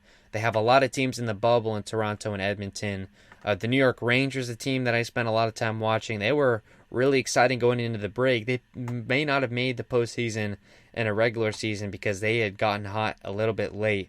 But now with the way that they're kind of doing it like the NBA, but I think a lot better. Instead of doing a resumed regular season, they're doing a best of 5 qualifying round. So the teams that win the best of 5 are going to get a playoff spot, and then it's just traditional playoffs from there on out. And I know that the Rangers are playing, I believe. Let me make sure because I'm not exactly sure. They're playing the Carolina Hurricanes in a best of 5. I like the Rangers there. The Lightning, the Tampa Bay Lightning, one of those teams that get a first round bye. They're going to play a round robin to determine seeding, but I'm not going to take a whole lot of stock in those games. Those are teams that I think they did some scrimmages and stuff, but that have not played legitimate NHL games in quite some time. The seeding certainly can make a difference. Obviously, no home ice advantage or anything like that. There's, I guess, really no advantage to seeding other than kind of mix and matching who you want to try and play, but that's obviously not all in their control. So I'm not going to take a lot of stock in that. We're just going to have to see the first series that the Lightning plays. But again, I'm going to get that all straightened out for a segment tomorrow. So if you're listening here, make sure you tune in tomorrow after tomorrow's Rays-Orioles game. Hopefully we'll be talking about a Rays win and start talking some Lightning hockey and kind of lining up their path to a Stanley Cup final. Hopefully will be the second in their franchise history. Another break in about 7 minutes, and then maybe go a little bit beyond that, I think, will be good. Remember, you can call the show at 352-639-0036. At WHBC Stream is the Twitter. I got it on the monitor right now. The Clippers are up 66-60 on the Lakers. Anthony Davis just throwing down an alley-oop. That was kind of a cool play. Like I said, not a whole lot probably to take away as it's their first regular season game back. They still got to get the conditioning and everything. I certainly hope that this will be a playoff matchup. I think it would have been really cool in a regular season with fans, because obviously all those games would have been in the Staples Center, but having it painted the different colors. Be interesting to see what way the fans would have leaned. There's a lot of dynamic to that. Obviously, we're not going to get that this year, as all the games are being played in the bubble, as it's known, in Orlando, in the facility that they're playing. But I still hope that we get that in a playoff series, because I think those are the two clear best teams in the Western Conference. The Clippers, kind of a team that's built on the fly. They were an 8 seed a year ago. And then, of course, you add Kawhi Leonard and Paul George, and then all of a sudden a roster that was already a playoff team, kind of like the New York Nets, or the Brooklyn Nets, I should say, did with Kevin Durant and Kyrie Irving, a team that was already a playoff team, adding a handful of superstars. Patrick Beverley, guys like that, a guy who just took a hard foul on a three-pointer. I think the Clippers, they're a good team. The chemistry with Kawhi Leonard and Paul George has not been great, but in a postseason best of 7, you never know. And of course, the Lakers with LeBron James and Anthony Davis, and some other guys like Kyle Kuzma on that roster. They've got players too, so I think that series is going to be fun, and I very much hope that we get it somewhere along the line in the Western Conference playoffs. I think that could very well determine who will be the NBA champion this year, especially the way things are going. No home games for momentum. I think the teams with the most superstars have the most advantage, and the two LA teams make sense. They've got all the stars, so got our eye on that game. The Clippers are now up. Let's see if he makes the free throw. He does. So the Clippers are up 8 points late in the third, so we'll see how that game shakes up as our show comes to a close. And now I wanted to talk some MLB baseball. I've been keeping my eye on some of these games. Now in the top of the 8th, maybe I should put that game on. It's the Yankees at 5-4 on the O's. They've got runners at second and third with 2 outs. Gary Sanchez batting Michael Givens, the pitcher for the Orioles. We'll take a look at the Red Sox-Mets box score first, as that's pretty much what we do. Just go through the box scores and kind of see what happened. It was Steven Matz taking the loss in 5 1/3 for the Mets. Martin Perez going 5 2/3 For the Red Sox, a guy that the Rays will see next week, along with Nate Eovaldi, the former Ray. The Red Sox bullpen held up. The Mets pen did not. They got scoreless innings from a few guys. Yuri's Familia with a scoreless inning, so that's a good sign from him. He certainly struggled, an ERA of nearly 5. But then it was Edwin Diaz. He only recorded an out, gave up an earned run, and that was the difference. The Mets ended up losing by a score of 4-2. It was a McNeil single that scored the 2 runs. Yeah, so a couple of Vasquez. Wow, is that the catcher? Christian Vasquez, the catcher for the Boston Red Sox, 2 homers tonight. So he may be a tough out when the Rays play them. And then moving over to some other scores, here's something that I wanted to bring up. When I went off the air, the Padres-Giants game, I believe the Padres were up 5-1 or something like that. The Giants ended up coming back in San Fran and walked it off. It was Mike Yastrzemski, their center fielder, I think a top young prospect, or he must be. He's been playing really good. Hit a home run, I think, to tie, and then hit one in the bottom of the ninth, a solo shot into the Cove, if I'm not mistaken, to walk it off. Certainly exciting game. Sucks that we missed it. And they're in action now in the 5th inning. The Padres would have had a chance to go to 5-1 and really cement themselves in the National League West, but it looks like they're going to be right even with the Dodgers here. If they win, they'll be 5-2 over the Giants, a team that was not very good going into the season, but they're at 500, 6 games in at 3-3, so they may be in the mix, but hard to tell. And another one that has went final, a Nationals Blue Jays series that has gone back and forth. All 4 were in Nationals Park. Of course, with the Toronto Blue Jays looking for a home, they settled on Buffalo, but that facility is not ready. So the Blue Jays are going to be playing their home series in road stadiums, just as the designated home team, wearing the uniforms and batting the bottom of the innings. That's basically the only advantage they get, I guess, walk-up songs and other stuff. So it was Hyunjin and Ryu taking the loss in 4 1/3, gave up 9 hits, 5 earned runs. So I don't know why the Rays couldn't tee off against him on opening night. So he gives up 5 earned, takes the loss. And then Eric Fetty for the Nats, a guy that had pitched well against the Yankees in his last start. It was the reliever Ronald Harper getting the win. Daniel Hudson the save, his first. So nice for the Nats. Let's see where the scoring came from. Suzuki doubled. Let's see. Asdrubal Cabrera doubled an RBI. He's been off to a hot start. And then Trey Turner had a sacrifice fly. So good output out of their lineup as the Nationals creep up back to 500 after a shaky start. Both teams, the Nats and the Blue Jays, now sit at 3 and 4 as they're in the middle of the pack in their divisions respectively. Another game that has gone final, as we're going to give you this one and then go to the final 2020 sports break of the show. It was the Indians 2-0 over the Twins.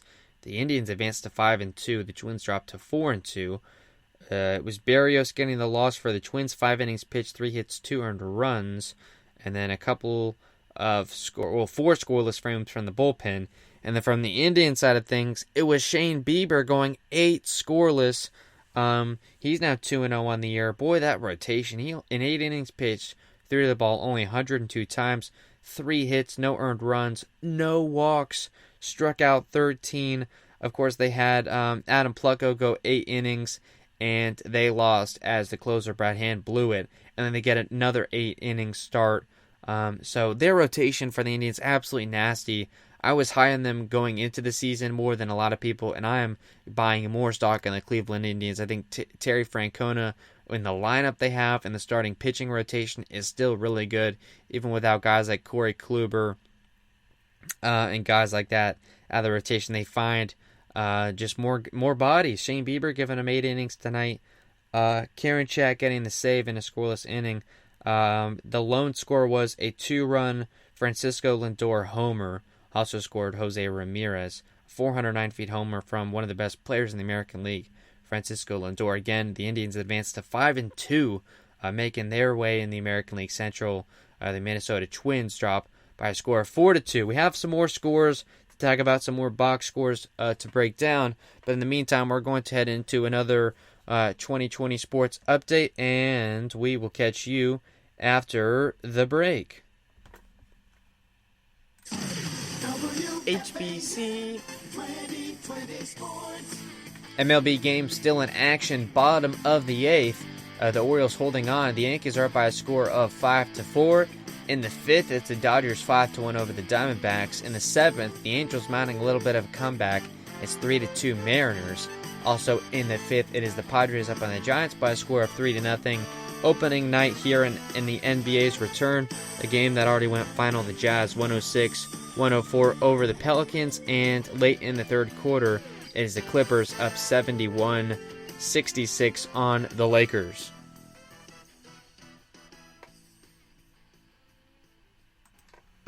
Hey, sports fans! William's currently in the can, but he'll be right back. We're currently on a commercial break, so don't touch that dial. Remember, you can call us at 352-639-0036 or drop us a line on Twitter at WHBC Stream to tell us what's on your mind. We want to talk sports. We want to get unruly. We want you to tell us what you think so we can argue. Anyway, when all that's said and done, please stay tuned for Williams' world-famous Around the XFL podcast and other projects that he's currently got in the works. Please visit WHBCstream.com, and thanks again for listening in.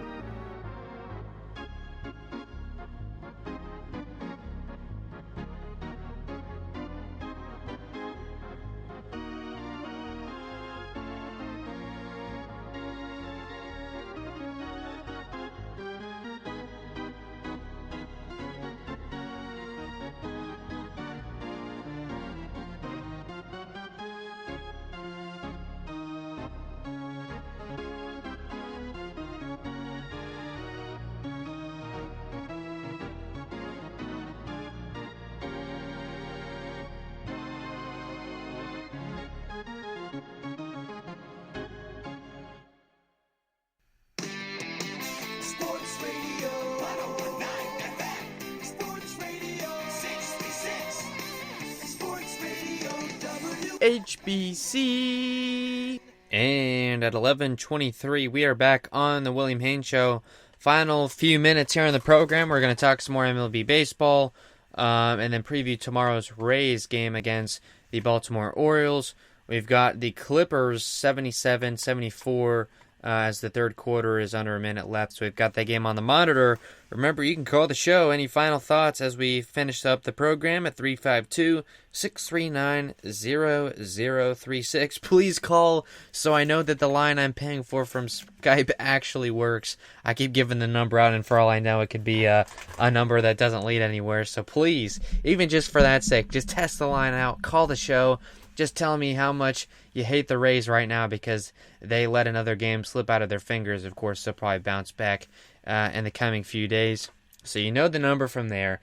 At WHBC Stream is the Twitter. You can tweet your thoughts, and I would also recommend following that page if you want to keep listening to the show, as the link from Spreaker immediately goes out on there. I don't even have to do it. It does it.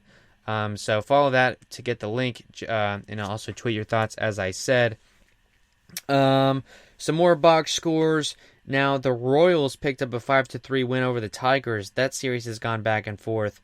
It was Trevor Rosenthal pitched a scoreless ninth for his first save since 2019. So that's impressive for him. You got to feel good for that story. There's been a few feel-good stories like that already. There was a guy, I think it was in the Rangers Rocky series, and I think it was for the Rangers. It was like Charlie Bard or something was his name, pitched for the first time in like 7 years. So already some cool stories come out of this season, which is always good to see, and some tough times. Not a lot of names really to point out. Nova, the starter, went 5 2/3, gave up 2 earned runs for the Tigers. Singer went 5 innings, 2-run ball. I know it was Miguel Cabrera picking up his second home run. He got the scoring started for the Tigers. So Miguel Cabrera actually picked up 2 home runs in this game. So Miggy watch, he's already got 3 on the year. His batting average is 154. So not a great start for him, but 2 solo home runs. Not enough for the Tigers as they lose 5-3, but they're still above 500. The Tigers dropped to 4-3. The Royals advanced to 3-4. So the bottom teams in the American League Central.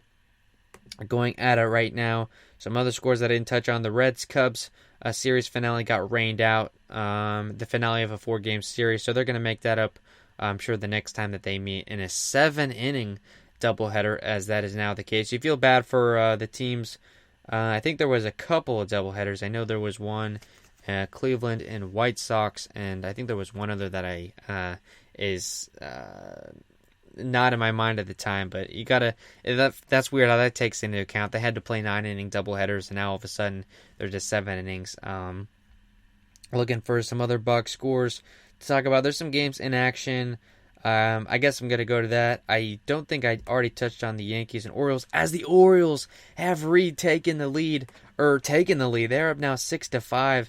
Screw the basketball game. I got to get the Orioles here on the monitor as we close out the show. I may just have to stay on the air to see if the Orioles can pull this baby out. So after a lengthy rain delay, there's a lot to unpack in this game. Before recording an out in the first, the Yankees had already put up a 5-piece. They were up 5-0 before. Let's see who the starter was, the poor guy. John Means, who ended up actually getting through 2 1/3. 51 pitches thrown. Good for him to get through that nasty inning. That was all the Yankees have now through 8 innings. It was a Stanton single, and it was a Luke Voit grand slam that made it 5-0 Yanks. And then after that, it's been 6 unanswered for the Orioles. It was 5-4 for the longest time, ever since the 2nd inning, and now in the 8th, it was a 2-run homer for Severino, and Anthony Santander scored on that as well. So in the bottom of the 8th, let's see if this can be an infield single. It's thrown out. Pat Valaika, who's 0 for 2, grounded out to end the 8th inning. So now, final 3 outs for the Yankees. They are down a run. Can they get it against whoever the hell is the Orioles closer? I have no idea. I guess good for that, the way it works out. That's really a twofer. If the Orioles can use up their closer and whatever, to what extent that means, I have no idea. And also give the New York Yankees a loss at the same time. Obviously, if you're a Rays fan, you don't feel good about the loss today, but if you're watching this game or you're listening to the show, you got to be happy about the Orioles. If they can just get 3 more outs, they can steal a win after a lengthy rain delay. I didn't realize that was the end of the 8th, so we'll definitely stay on until that game is wrapped, and we'll probably wait until that is the case before we make our little preview for tomorrow's game. Again, it is Blake Snell, probably going about 4 or so innings against Alex Cobb, the former Ray, who's already got a start under his belt. For the O's, as I look at the box score, it was Jay Happ going 4 innings, 4 hits, 4 earned runs. Yikes. Adam Ottavino, a scoreless inning, and Loaizaga, a guy that I guess a starter type that can give him length, has gone 3. So in a rain delay like this, you kind of just have to take what you can get. And I know the Yankees are not going to be happy. I'm sure they're going to be blaming all kinds of stuff as to why they lose. I'm trying to see. I know the game will be back on in a second, but I want to see who will be coming up to the plate. Okay, so due up, it's the 8-9-1 hitters. It's Gio Urshela, who's 0 for 3, Mike Tauchman, who's 0 for 1, and DJ LeMahieu, leadoff, who's 0 for 4 tonight. So neither of these guys have a hit tonight. So we'll see if the O's, with whoever their closer is, can put a stamp on a trademark victory for the Orioles in a season that wasn't even supposed to happen. The Yankees were supposed to be in Yankee Stadium playing the Phillies right now, but instead they improvised and have a 2-game set in Camden Yards. Of course, I think the Yankees, this is also another stat that they mentioned on the broadcast tonight for the Rays, Dave and Andy. I think it's a crazy, absurd number. I think it's like the Yankees have won like 15 straight games in Camden Yards. I mean, absolute crazy stat. It'd be cool for the Orioles to snap that tonight. It is Cole Sulser on the mound for the Orioles. I'm not familiar with him, but I do know the name. 0.000 ERA for him. Like I said, Gio Urshela, he's 0 for 3. 133 average on the year. It's Urshela, Tauchman, and LeMahieu. The first pitch to Urshela is high for ball 1. So I guess if you're listening and you don't have the MLB at-bat or whatever the thing is, you might as well stick around to listen to me do some quasi play-by-play of this game, listening to it on the Orioles broadcast just because they're the home team. I find that those broadcasts right now are better, especially with the commentary. These broadcasters have been doing a lot worse than I figured at broadcasting these games on the road. Even Dave and Andy have been struggling with it a little bit. I mean, I know it's something completely different to anything that they've done. They've been in the business for probably 20 or 30 years at this point, and trying to do it off of a monitor certainly isn't easy, but just part of this crazy 2020 season. Cole Sulcer, 3 straight balls. It's now a 3-0 count to Urshela. We'll see the pitch to him and then go on about our business. Here it is, and it's high, ball 4. So Gio Urshela has worked himself a leadoff walk, and he is now the tying base runner.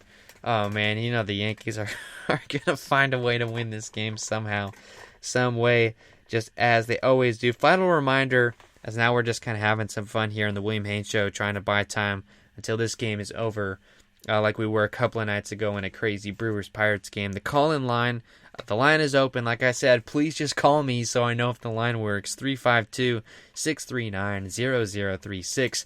At WHBC Stream is the Twitter. We'd love to hear from you as well, as there's a pop fly for Urshela, and the left fielder makes a play on the track. I believe that's Andrew Velazquez, the man they called Squid, the former Tampa Bay Ray that they, I think, DFA'd and maybe traded to the O's. So there's one out, unproductive. Urshela will retreat back to first base. He looked like he was trying to tag but couldn't make it over. He tried to tag and tripped on the base. That was funny if you got this game on. So Cole Sulcer has got 2 outs just left to get. Now Mike Tauchman, he was 0 for 2, has yet to record a hit. It's Urshela up first. 1 on, 1 out. I guess I could try and do a little play-by-play here. If you're not familiar with me, I did the 2020 Rays sim. If you're listening from Reddit, I posted the highlights on there. Basically, I wasn't sure if the MLB was going to play this season, so I simulated every game on MLB The Show and did some classic play-by-play to it. As I'm getting some practice for my sports broadcasting ventures. I'm trying to see if there's any other box scores that I have yet to go over. There's some games in action. That's all we've got left that I suppose I could crack open. Before I do that, the 1-0 pitch that was Tauchman that flied out, excuse me. So it's now DJ LeMahieu at the plate. He's 0 for 4. He's 375 on the year, 1,000 OPS, so not bad. And home runs, but is just having a bad night. So a 2-0 count to him. Urshela at first, 1 out. And here's the 2-0 from Sulcer. And it is going to be put into play, a base hit into right field. It is now runners at first and second with 1 out for Aaron Judge. So if you're an Orioles fan or whatever, or any baseball fan, here we go. Obviously, Aaron Judge is going to get a hit here against Sulcer and get the Yankees out of a game that they should have won anyway. Interested to see who comes on in relief for the Yankees. I don't think... maybe they go Loaizaga for a 4th inning. I'm not sure. Maybe they put in Zach Britton or whoever. They already used Ottavino up tonight. So let's just see the first pitch to Judge, who was actually 0 for 3 as well. So the Yankees have been relatively shut down. He's 0 for 3 on the night, 222 on the year. He's got a home run as well. Runners at at first and second. It's Gio Urshela at first. I'm rusty, as you can tell. Gio Urshela standing at second. DJ LeMahieu taking a lead at first. A 1-0 count. Sulcer can't find the zone. Here it is to Judge, and it's low. Blocked by the catcher for ball 2. So it looks like Sulcer has become unraveled. Hopefully the Rays can see him a couple times. Talk about a tough Braves bullpen. Hopefully they can get the crummy pen of the Orioles. I know they don't have any daunting starters either. I mean, John Means going 2 1/3 tonight. Some other games to talk about as I await Aaron Judge to send a ball into another universe. Here's the 2-0 to him. Swung on and missed. They're at 94 at the top of the zone. That was a risky pitch to throw. I'm going to look at the Mariners-Angels game because I know I've got some stuff to talk about there. In the bottom of the 7th, the Mariners are up 3-2. It was Bundy, the starter for the Angels, going 6 innings, 4 hits, 3 earned runs. As it looks like Aaron Judge took another strike. Gonzalez, I think he was a guy that got the combined no-no going for them last year. Marco Gonzalez, he's gone 6 1/3. He's still in the game. 3 hits, 2 runs, neither of them earned though. And now Aaron Judge, home run. Of course that was going to happen. What did I tell you? Sending it to the seats in left field. So it's now 8-6 Yanks with 1 out. So Sulcer, if he could have just gotten Urshela out, could have been a whole different world. He was facing the 8-9-1 hitters, and of course does what he does. So the O's make a push late, and cannot get it done. Obviously, you know they're not going to come back in the 9th. I'm not even going to bother with that. Second home run for Judge this year, 413 feet. The last thing you want is the Yankees getting some momentum. Jeez, after having a couple of days off, of course they're going to catch fire. Final minutes of the program, reminding you that you can call the show at 352-639-0036. Going to try and make that the last time you hear that number. The scoring for this Mariners-Angels game, it was a 3-run homer in the first for Seattle, and then a Stassi homer. I mean, none of these guys you would know. The Mariners at 2-4, also the Angels at 2-4. Anthony Rendon is back in the lineup, I believe, for the first time. Maybe it was last night. He's 0 for 3 with a strikeout. Just 111 on the year, so maybe he did play last night. He's now back after battling COVID symptoms. And, of course, right as Anthony Rendon comes in, Mike Trout goes out on paternity leave. So I'm not sure with the protocol how long he's going to have to, quarantine perhaps. I'm not sure. It's not a bubble or anything, but I'm sure they have some sort of protocols in place. I mean, on paper, it's not a bad lineup. You got Fletcher leading off, who's not been bad. Anthony Rendon, Justin Upton, who's the guy getting up there in age. But you have Shohei Ohtani, Pujols.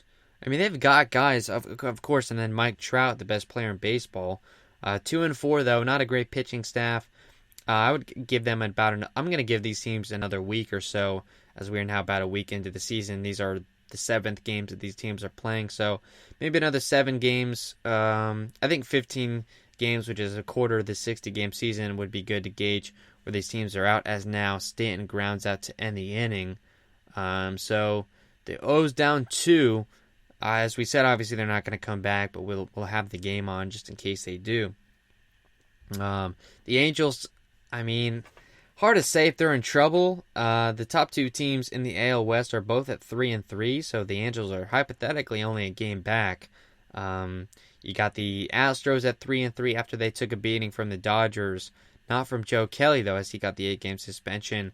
And then also the A's at 3-3, who are off to a hot start against those Angels, and then ran into a tough one in the Colorado Rockies, who might be ready to surprise some people. I believe they're 4-1 right now, so certainly an impressive team for them. I'm going to blow through the 2020 sports update. You know the scores. I'm going through them right now. A couple other games in action. I'm going to go through the box score here of the Dodgers and Diamondbacks in the 6th inning. The Dodgers are up 5-1. So let's see the pitcher breakdown. Robbie Ray for the D-backs went 4 2/3, 5 hits, 5 earned runs, 6 walks, 2 home runs. That tells you everything you need to know about Robbie Ray and the Diamondbacks right now, who are 2-4.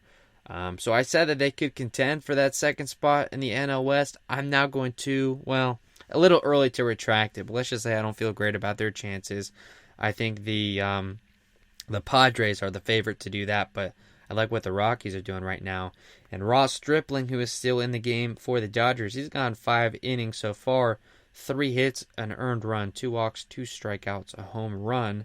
Let's see the scoring. It was Justin Turner hitting a home run, A.J. Pollock, Seager homering.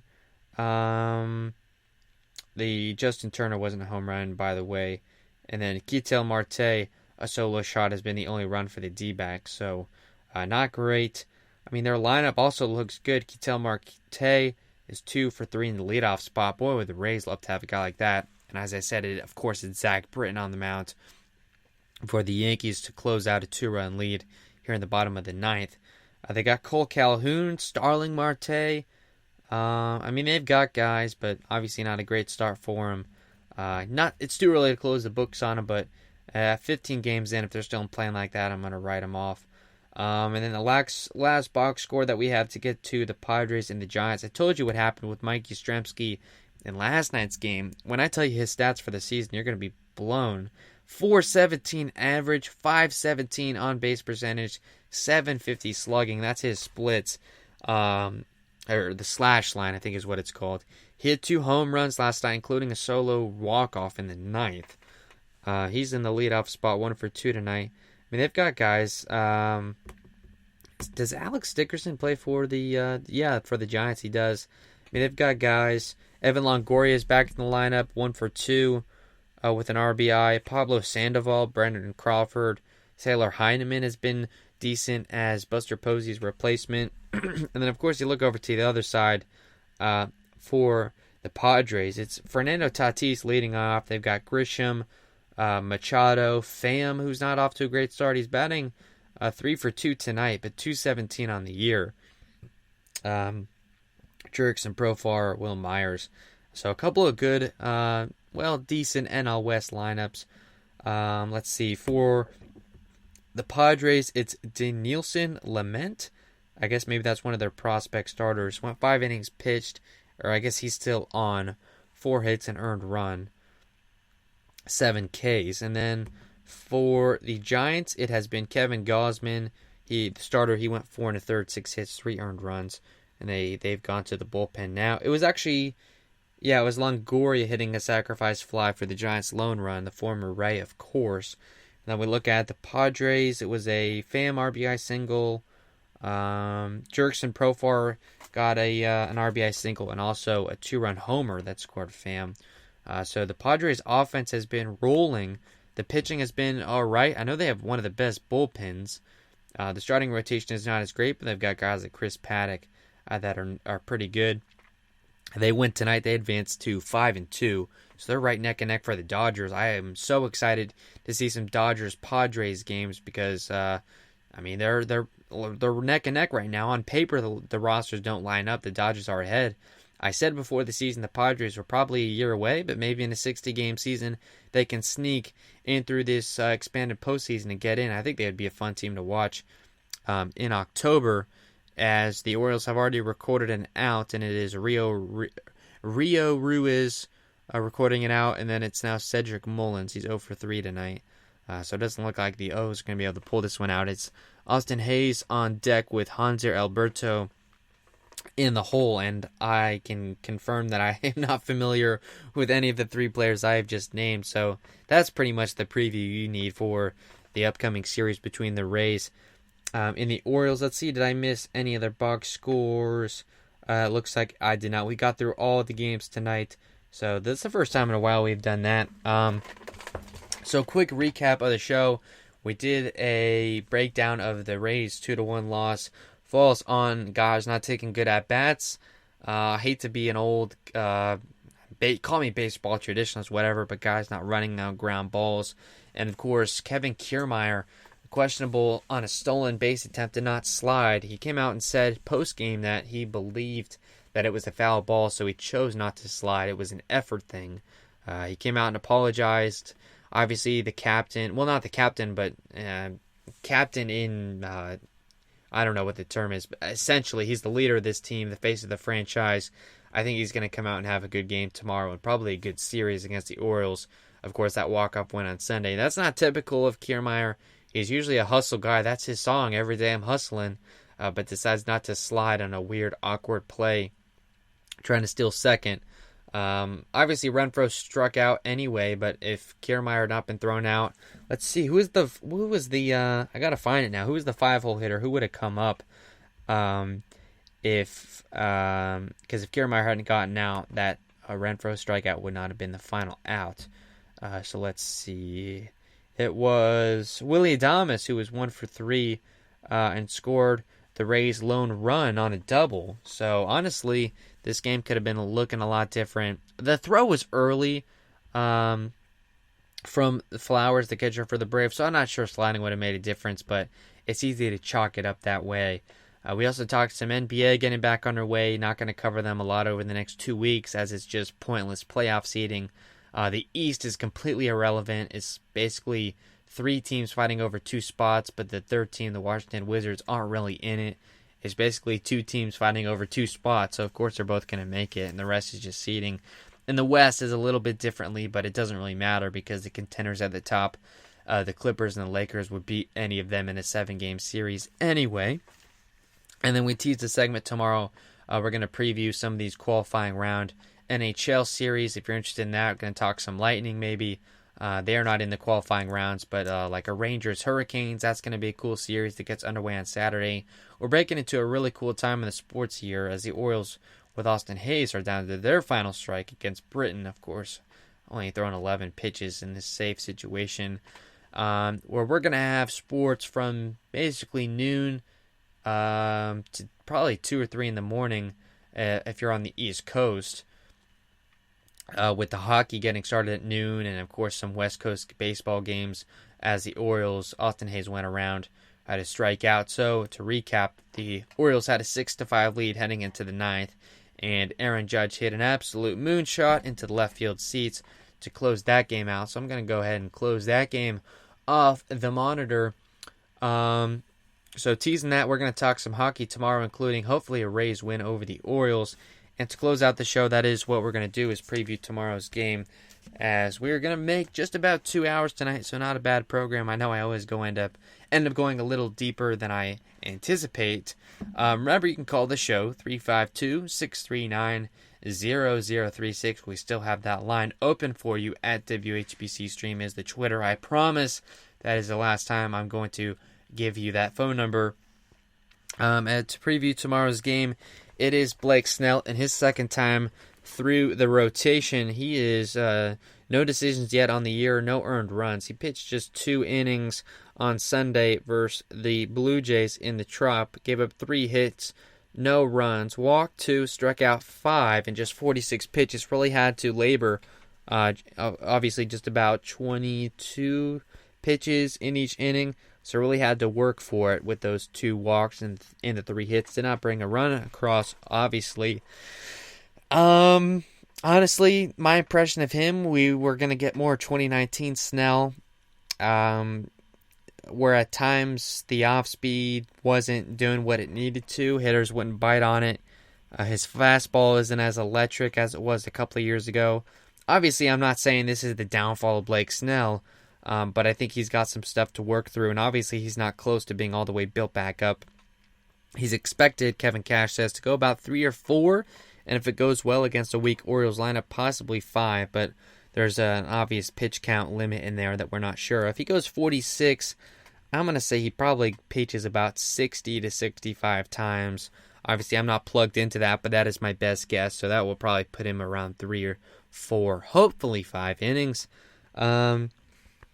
And then on the other side, former Ray, we know about Alex Cobb. Not a bad start to the year the first time through the order. He's 1-0 on the year, a 169 earned run average. His last start on Saturday the 25th at Fenway against the Red Sox. He went 5 1/3, gave up an earned run on 4 hits, no walks, struck out 6. I didn't watch that game, so I can't tell you a lot about him. He's not the guy that he was with the Rays, of course, but he is still Alex Cobb. It'll be fun to watch, hear the broadcasters. I listen to Dave and Andy. I've been saying this the last couple of days, but I'm going to keep saying it for anyone that's listening. If you go in the MLB app, it's only a couple of bucks a month to pay for all the radio calls. You can actually stream Dave and Andy. What I used to do was watch the game on TV, have it muted, and listen to the radio. But the problem is the radio was a couple of pitches ahead of the TV broadcast, and of course you cannot pause the radio. But if you're listening to the WDAE call on your phone or whatever device, you can actually pause the radio stream and allow the game on the TV to catch up, and then you can get it where it's synced up almost perfectly. I've been doing that ever since the second game of the year, and I found that that's absolutely glorious. I mean, Joint Stats and BA are not bad, but nobody beats Dave and Andy. The vote, they were just declared the second best radio crew in the league, I think behind the Giants, and they were the best in the American League. Obviously, no one beats them. They're the best in the biz. But it'll be nice to hear them reminisce about Alex Cobb and all that stuff. So I think that'll be one of the takeaways from tomorrow's game. I mean, we saw it tonight. Weak lineup. Not great rotation. Not as much coming into impact here with Alex Cobb in the next couple of games. weak bullpen. Obviously, Cole Sulser, I guess he was their closer, got absolutely destroyed by Aaron Judge. I don't have any quells about this tomorrow's game or the series in Baltimore, wherever, it doesn't matter. I think the Rays are going to have a chance to work through some of their offensive struggles. They're going to get men on base and get some more practice, moving them over, bringing them across the score, all that stuff. As to who's going to lead off, a lineup, Kevin Kiermaier and Yoshi got the night off. G-Man Choi didn't come in until late. So I think with all three of those lefties, I think they're all equal candidates to lead off. I don't think, especially after tonight, Kevin Cash is not going to reward KK by putting him in the leadoff spot. And of course, Yoshi is not that type of guy either. So whether we go with the G-Man Choi leadoff experience again, which has not paid off, I definitely would not be putting Brandon Lau out there again. He showed that that is not his spot. Yandy Diaz led off tonight, but obviously that was just because it was a lefty. They're not going to face one of those for quite some time. So, leadoff spot, I'm probably inclined to go probably G-Man Choi if he's ready to go, if you want to put him at first base. We're going to see Yoshi back in the lineup, I'm sure, at third. I'm trying to see here. Brandon Lau, I mean, they're going to stack the lefties. So whether Joey Wendell will probably get the night off, you put, I'll just go through the lineup here. So it's going to be Snell pitching, Zunino catching, I'm assuming. You put G-Man Choi at first, Brandon Lau at second, Adames at short, you go Yoshi at third, and then in the outfield, some sort of mixture of Kevin Kiermaier in center, and then you'd have to go Margot and Renfroe, and then where you put them in the order is up to that. I wouldn't put Kiermaier and Margot next to each other like Cash has been doing in the 5 and 6. I do not like that move at all. Hopefully he doesn't do that tomorrow, but we'll see. And then to lead off, I would probably go with G-Man Choi if I had to guess if he's completely healthy. And then out of the bullpen, guys that they would have ready, Jose Alvarado, I would say no. Nick Anderson, I would probably be in play. He only recorded an out yesterday, I believe. Jalen Beeks is out. Diego Castillo, we're hoping and praying tomorrow that we are talking about a nice Diego Castillo outing. Oliver Drake, probably not. Peter Fairbanks, I would expect to see him. Ryan Thompson. So, top guys out of the bullpen, I'm going Castillo, Anderson, Fairbanks, Ryan Thompson, and if you need a fifth guy, either Chaz Rowe or Aaron Loop. So that gives you 5 relievers that will probably be available tomorrow. So that's going to put a wrap on the show. We're predicting a Rays win tomorrow. That is what we're hoping for. And more than all, a Diego Castillo relief appearance for the second time this year. As I said, I'm going to keep pounding the table for him. Appreciate everyone that tuned into the show tonight. It was a pretty good show. Went just about 2 hours. Man, I could have just plowed through 6 more minutes to get to the second hour, but I couldn't do it. Talked a lot of stuff tonight. Hockey tomorrow. Don't forget about that. We're going to break down all the qualifying rounds as it starts on Saturday. Series with the O's coming up. A tough loss tonight against the Braves, but I think the Rays are going to work this thing out. They're still at 4-3. They're now officially chasing the Yankees, but hopefully win tomorrow, and we'll see you then.